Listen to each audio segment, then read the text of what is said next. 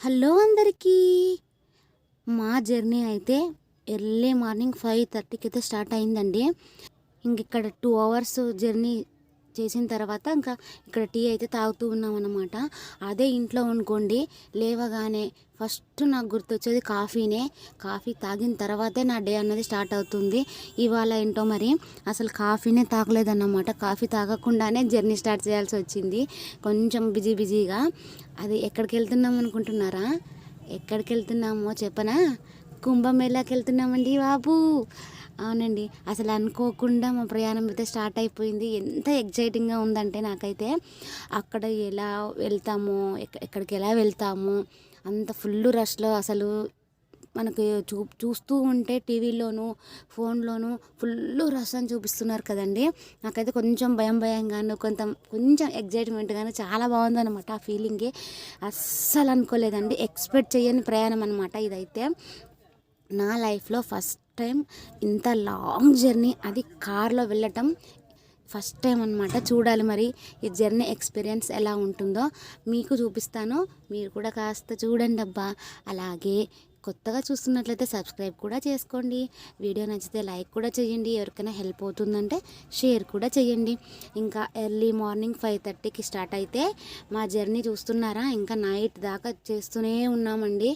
మాకు కుంభమేళాకి ఎంత డిస్టెన్స్ అంటే 1500 డిస్టెన్స్ అండి. 1500 కిలోమీటర్స్ అన్నమాట. 1 డేలో మా జర్నీ కంప్లీట్ అవ్వదు, ఖచ్చితంగా 2 డేస్ అయితే పడుతుంది. ఇంకా ఆఫ్టర్నూన్ ఇంకా మేము ఇంట్లో చేసుకుని వచ్చిన వంటలే మాకైతే ఫుడ్ అనమాట. ఇంకా బయట ఎక్కడ తినలేదండి. జర్నీలో బయట ఫుడ్ అంటే కొంచెం భయం వేస్తుంది నాకైతే.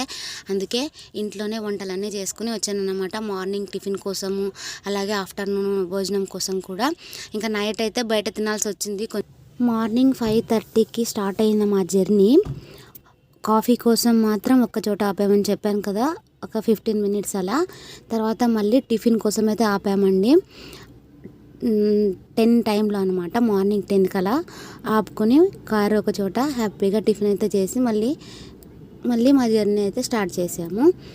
అలా స్టార్ట్ అయిన మా జర్నీ మళ్ళీ ఆఫ్టర్నూన్ 2:30కి అలా నిర్మల్ దాకా అయితే వెళ్ళామండి. మళ్ళీ ఇంకా ఆఫ్టర్నూన్ లంచ్ కోసం అయితే అక్కడ ఒక చోట ఆగామన్నమాట. పచ్చని తోట అసలు భలే ఉండిందండి. అసలు నేను అక్కడ కొంచెం వీడియో తీసుకోవడానికి అయితే మర్చిపోయాను అనమాట. అంటే మేము కారు స్టాప్ చేసిన దగ్గర ఫోన్ ఉండింది అనమాట కార్లో. ఇంకా లంచ్ చేసే దగ్గర ఎందుకు లేని నేనైతే ఇంకా తీసుకెళ్ళలేదు ఫోన్ని, అందుకే మీకు చూపించలేకపోతున్నాను, సారీ.